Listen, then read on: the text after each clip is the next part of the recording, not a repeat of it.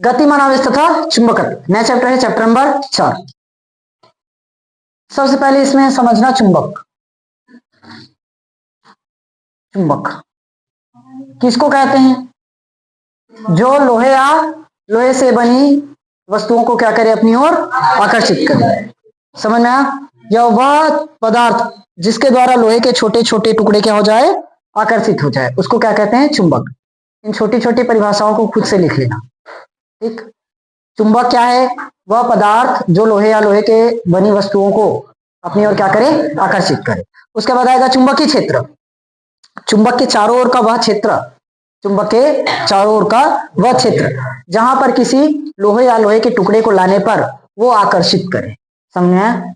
चारों ओर का ऐसा क्षेत्र जहां पर किसी लोहे के टुकड़े को लाने पर वो क्या कर ले, आकर्षित करे। समझ में? जैसे ये चुंबक है, इस चुंबक के चारों ओर क्षेत्र है, यहां पर अगर मान लो ला लिए इतने स्थित है तो लोहे के टुकड़े आकर्षित हुआ? नहीं हुआ। थोड़ा सा और नीचे किए तो आकर्षित हो गया, मतलब चुंबक का क्षेत्र वहीं तक हो गया जहां पर वो किसी लोहे के टुकड़े को क्या कर ले, आकर्षित कर ले। समझ में आया? चुंबकीय बल रेखा जानते हो? विद्युत बल रेखा के जैसे सेम चुंबकीय बल रेखा है, परिभाषा वहां से विद्युत को हटाकर चुंबकीय कर ले। ठीक, चैप्टर नंबर 1 में पढ़ाया था, विद्युत बल रेखाएं पढ़ाया था ना। चुंबकीय बल रेखाएं चुंबकीय क्षेत्र में खींचा गया वह काल्पनिक वक्र है। चुंबकीय बल रेखाएं चुंबकीय क्षेत्र में खींचा गया वह काल्पनिक वक्र है जो उस स्थान पर चुंबकीय क्षेत्र के अविरल को प्रदर्शित करे। उस स्थान पर चुंबकीय क्षेत्र के अविरल को प्रदर्शित करे। समझ में आया? ये सेम चैप्टर नंबर 1 का है, उसको वहां से नोट कर लेना।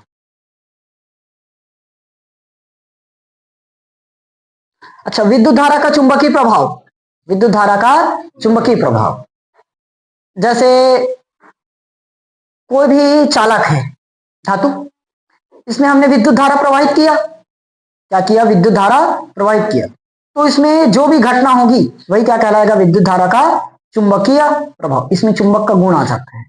तो थ्योरी यही हो, किसी चालक में विद्युत धारा प्रवाहित करने पर, किसी चालक में विद्युत धारा प्रवाहित करने पर चारों ओर क्या उत्पन्न हो जाता है?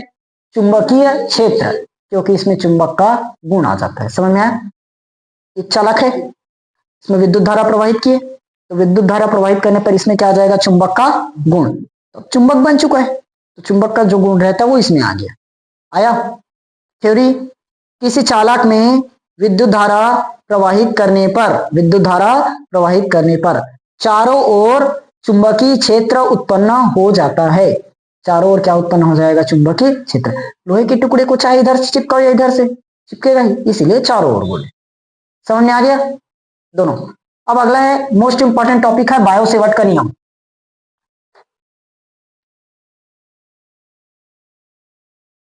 बायो सेवर्ट का नियम।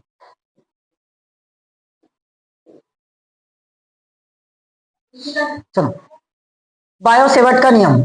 बायो सेवर्ट का मोस्ट इंपॉर्टेंट क्वेश्चन है, एग्जाम में कई बार आया है। बायो सेवर्ट का नियम देखो, इसको दिया था 1820 में, सन 1820 में वैज्ञानिक बायो और सेवर्ट ने। देखो, सन 1820 में फ्रांस के वैज्ञानिक बायो तथा सेवर्ट ने धारावाही चालक के समीप, धारावाही चालक के समीप किसी बिंदु पर चुंबकीय क्षेत्र ज्ञात करने के लिए एक नियम दिया। ये धारावाही चालक हो गया, इसके समीप एक पॉइंट हो गया, चालक है, इसके समीप यहां पर एक पॉइंट है। तो इस बिंदु पर चुंबकीय क्षेत्र ज्ञात करने के लिए क्या दिया? एक नियम। सन 1820 में वैज्ञानिक बायो तथा सेवर्ट ने धारावाही चालक इसके समीप चुंबकीय क्षेत्र ज्ञात करने के लिए एक नियम दिया। उसे क्या कहते हैं? बायो सेवर्ट का नियम। वैज्ञानिक कौन थे? बायो तथा, इसीलिए बोल देते हैं बायो सेवर्ट। क्या किया?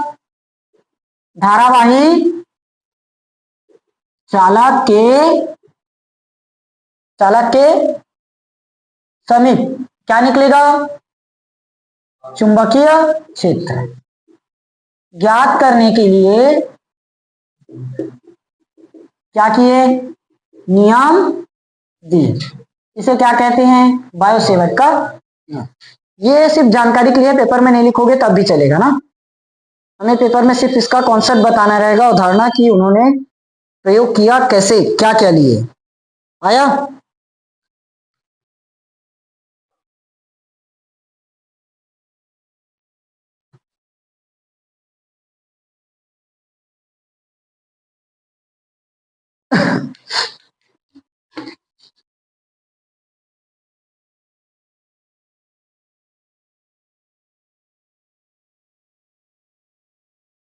सेम ये ना पहले और दूसरे चैप्टर है।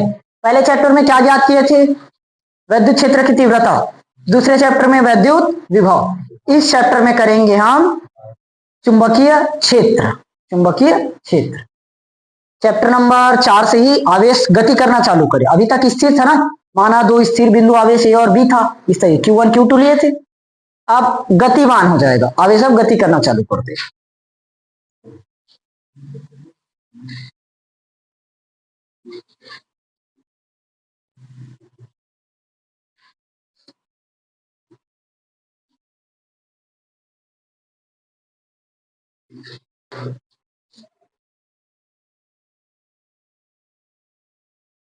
थ्योरी समझो। माना एक चालककार एक्स वाई है, माना एक चालककार एक्स वाई है, इसके मध्य बिंदु O से R दूरी पर एक बिंदु जिस पर चुंबकीय क्षेत्र की तीव्रता, नहीं, जिस पर चुंबकीय क्षेत्र की तीव्रता ज्ञात है, वो इन लोगों ने किया।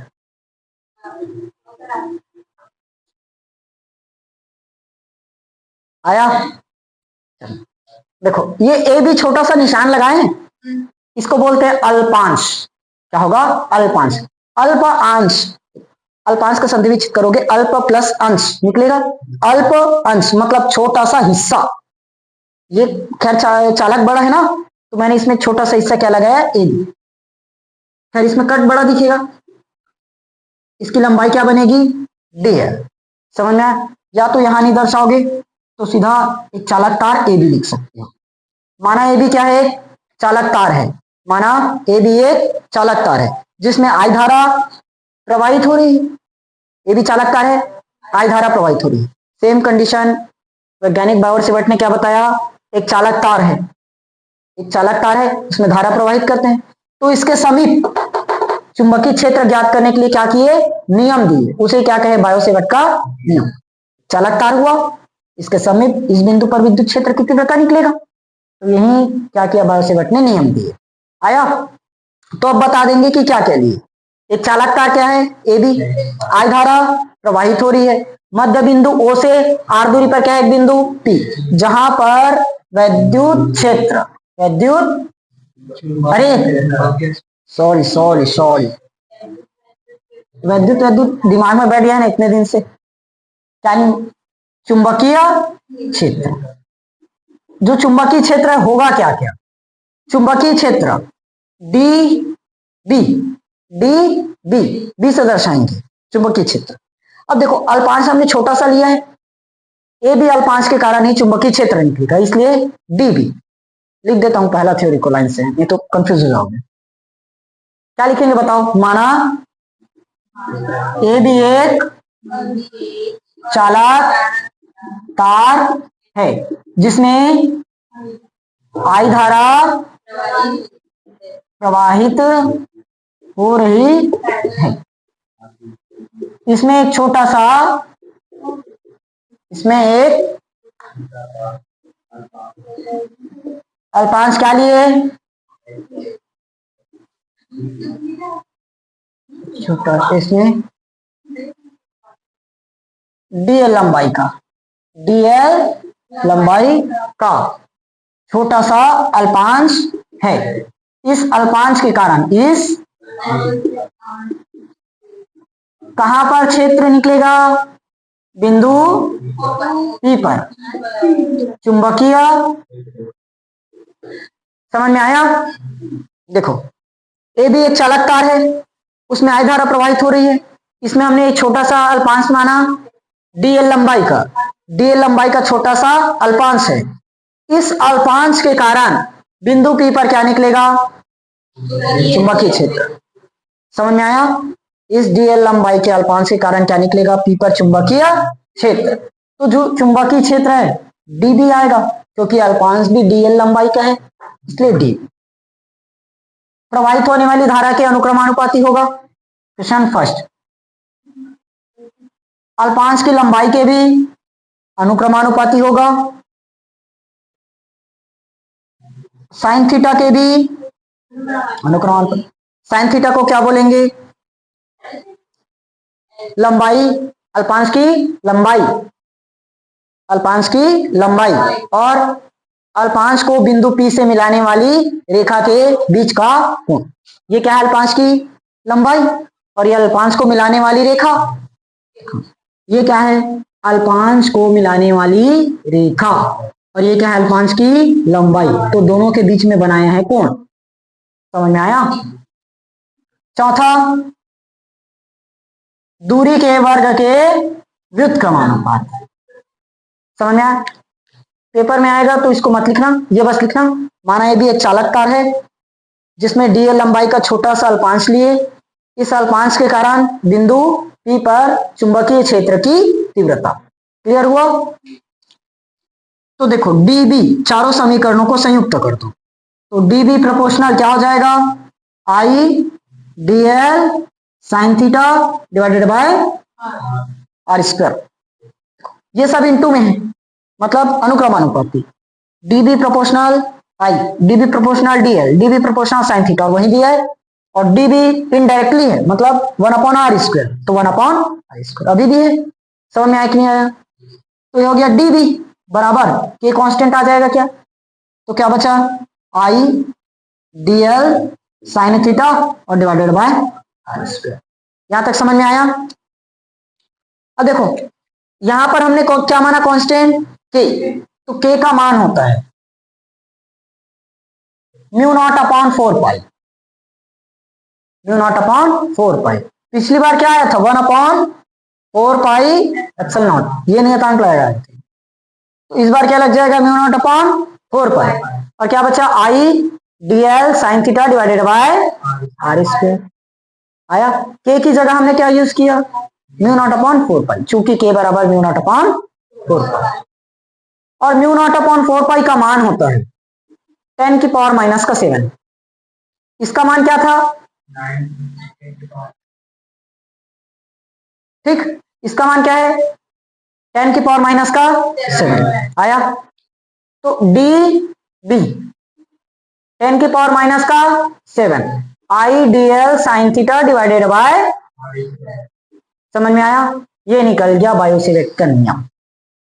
छोटा सा क्वेश्चन है, मुश्किल से 2-3 नंबर में आता है, तो एकदम ज्यादा लंबा चौड़ा बताने की जरूरत तो है नहीं। बायो-सेवर्ट का नियम लगाना, चित्र बनाना, ये थ्योरी लिख देना। समझ में आया? क्या क्या लिखे? माना ए बी क्या है? चालक तार, जिसमें डीएल लंबाई का छोटा सा अल्पांश है, इस अल्पांश के कारण पी पर चुंबकीय क्षेत्र की तीव्रता निम्न प्रकार से है: DB proportional I, DB proportional DL, DB proportional sine theta और डीबी प्रोपोर्शनल 1/r²। आर मतलब दूरी है। ठीक, समझ में आया?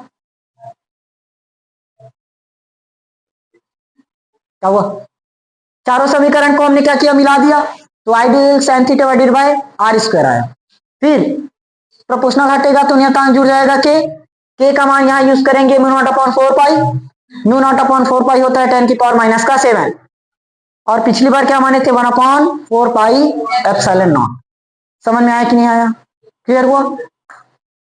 नोट। चलो अगला, μ0 और ε0 में संबंध। μ0 और ε0 में संबंध, रिलेशन बिटवीन μ0 एंड ε0।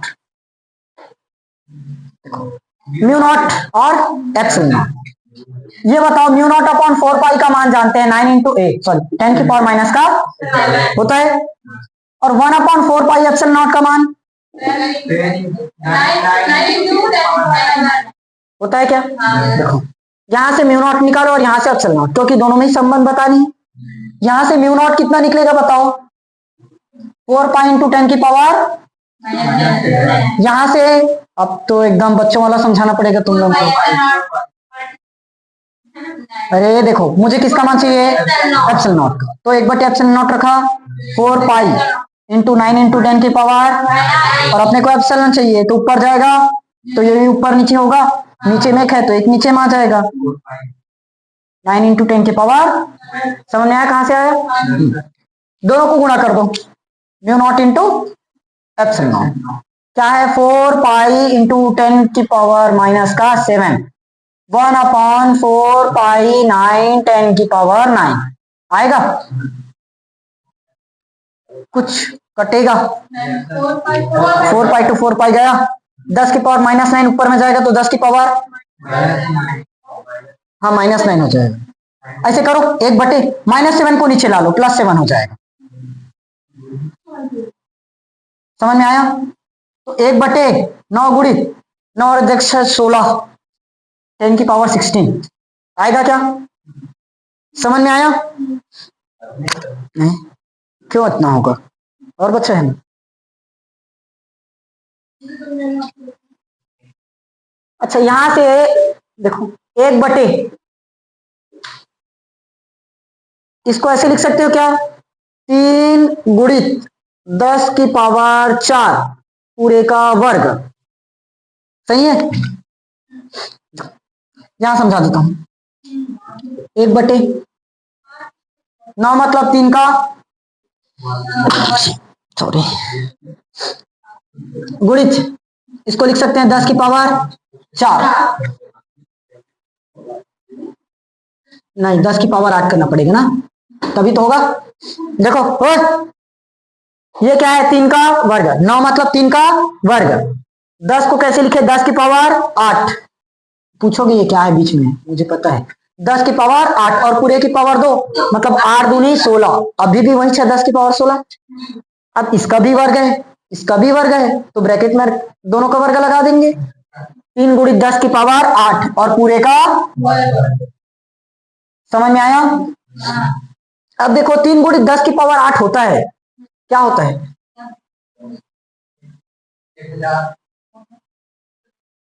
निर्वात में प्रकाश की चाल। अरे ये लिख दिया हूं तो 1 होता है, बोल रहा है। निर्वात में प्रकाश की चाल 3 इंटू 10 की पावर 8 मीटर प्रति सेकेंड होता है। निर्वात में प्रकाश की चाल 10th और 11th दोनों क्लास में पढ़ के आए हो इसको। तो देखो, mu naught into epsilon not, 1/, इसको क्या लिख सकते हैं? पूरे का मतलब c और उस पूरे का वर्ग। समझ में आया? देखो, अब अगर मैं c² चाहिए तो c² क्या निकलेगा? 1/, म्यू नॉट गुणित एप्सिलॉन नॉट आएगा, ये गुणा होकर। तो अगर मुझे सिर्फ c का मान चाहिए तो क्या होगा? 1/√, एप्सिलॉन नॉट गुणित म्यू नॉट। समझ में आया कि नहीं आया? क्लियर हुआ? मात्रक निकाल लोगे? मुझे पता है नहीं निकाल पाओगे। 1/, मीटर स्क्वायर प्रति सेकेंड स्क्वायर होगा, तो सेकेंड स्क्वायर ऊपर में चले जाएगा और मीटर स्क्वायर नीचे में आ जाएगा। क्लियर हुआ? ये था बस फर्स्ट डे का फर्स्ट क्लास, बाकी अपन कल देखेंगे। इसको नोट कर लेना, नोट कर लो।